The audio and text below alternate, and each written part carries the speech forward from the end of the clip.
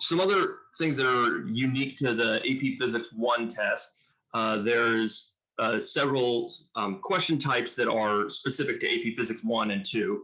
And so one of them is the paragraph length response. So I have here, there's a question about, an oscillator, and there's kind of some wave stuff in here too.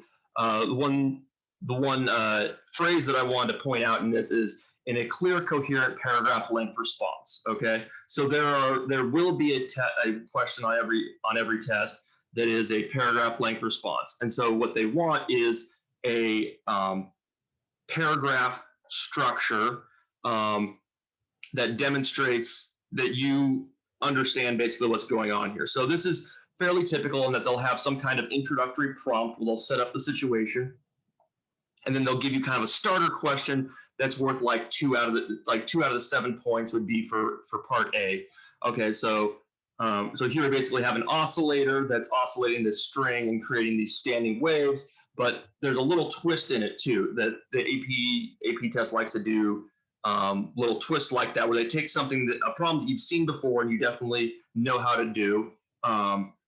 In this is kind of, I don't think they're going to be covering this topic on this year's test, but in normal times they would usually have a section on waves, right? So you're used to seeing standing waves and stuff, but they'd say, okay, well, what if we have some standing waves, but they're different lengths? Do you understand the physics of that? Do you understand what's going on and why that may be the case? Okay, so the figure above shows a uniformly thick rope hanging vertically from an oscillator that's turned off. So when the oscillator is turned on, instead of a certain frequency, the rope forms the standing wave shown above and right. P and Q are 2 points on the rope. So the tension at point P is greater than the tension at point Q. Briefly explain why. Okay, so you see the twist there. So usually when we do systems, we operate on the assumption that like the tension is the same at every point in the rope, and they're straight up telling us here, okay, no, the tension is not the same at every point in the rope. The tension is different. Why would that be? And so obviously you have to figure out that that's because of gravity and because it's a vertical rope, and especially because there isn't, usually when we do those kinds of problems, there's like a heavy mass at one end, right? And so compared to the mass of a 10 kilogram mass, let's say, the mass of the rope isn't that much. But when our only mass is the rope, then it does make a difference at what point of the rope you are, because you're going to have twice the tension at the bottom as you would at the top, for example. Well, twice the tension at Q as you would at P, let's say. And so then you have to explain that, okay, it's because it's gravity. And then we go into the paragraph length response. And so they want a student hypothesizes that increasing the tension in a rope increases the speed at which the wave travels along the rope, which from what we know about waves, that sounds like an appropriate hypothesis. Okay, in a clear, coherent paragraph length response that may also contain figures and or equations, okay, explain why a standing wave shown above supports the student's hypothesis. So they say it can contain figures or equations, but it cannot be just figures and equations. There's almost always a point simply for writing a paragraph. So even if you write nonsense, you could get at least 1 point just for writing a paragraph, as long as it fits that form. You would not get that point if you're just writing equations and stuff like that. And sometimes they won't even read your response unless it's in the form of a paragraph. So it's very important that you're able to follow those parameters. So let me give you an example of the grading rubric that they would use on this question. So again, like I said, it's usually 2 points for the first prompt and then 5 points for the paragraph. I've seen some where they have just 7 points for the paragraph, but that's very rare. So here they give 1 point for indicating that there is more rope or weight below 1 point than the other. So basically some kind of indication that you're talking about weight. 1 point for indicating explicitly or implicitly. So you don't have to use their exact words is basically what they're getting at there, but you have to somehow imply that the tension at any point counteracts or supports the weight below that point. So basically, if you just talk about how the weight at point Q is less than or is double the weight at point P because there's twice as much rope below, and therefore there's twice as much weight due to gravity, that would get you both of those points. You don't have to use their exact words.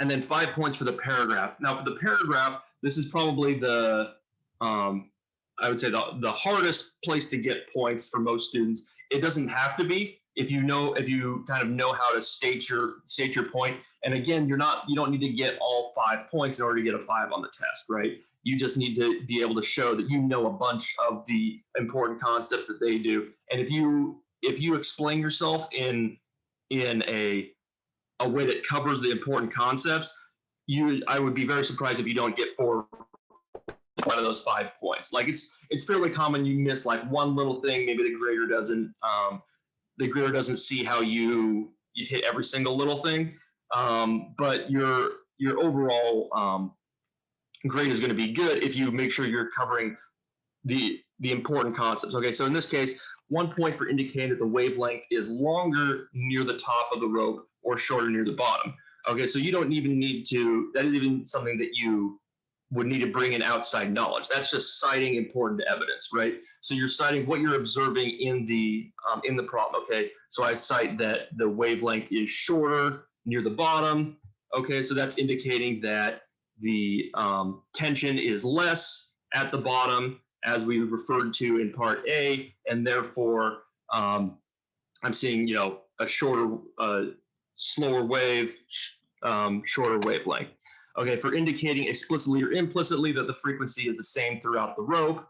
Okay, so explaining that you know that the frequency comes from the generator and not from any other aspect of, nothing about the rope affects the frequency. It's only the oscillator at the top.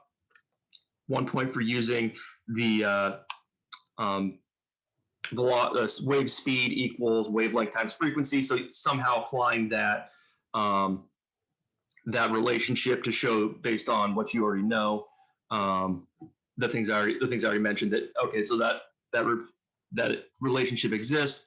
And a point for indicating explicitly or implicitly that, as stated in part A, tension is greater near the top of the rope. Okay, so you can see that point 1 and point 4 here are very similar together, or very, very close together, right? So, just stating these things, you could get all of these points in maybe like 2-3 sentences, right? Which would qualify as a paragraph.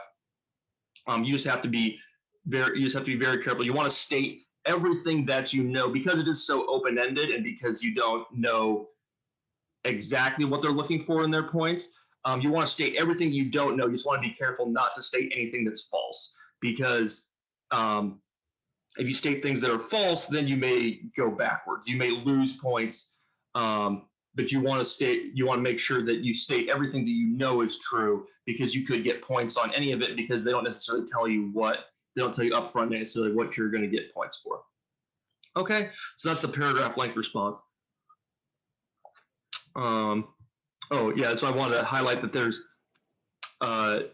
they give you a point here, right, for sufficient paragraph structure. So what does that mean? Basically, it basically means that there's a paragraph, right? So you would want like introductory sentence, your information, a concluding sentence, and that would be plenty. It doesn't have to be, like a 5-paragraph essay, right? They're not grading you on grammar or spelling or anything like that. It just has to be that you can demonstrate that you are able to reason not just in equations but also in English. Okay, and so if you can do that, then you'll get that point. Even if your physics is completely wrong, you'll still get 1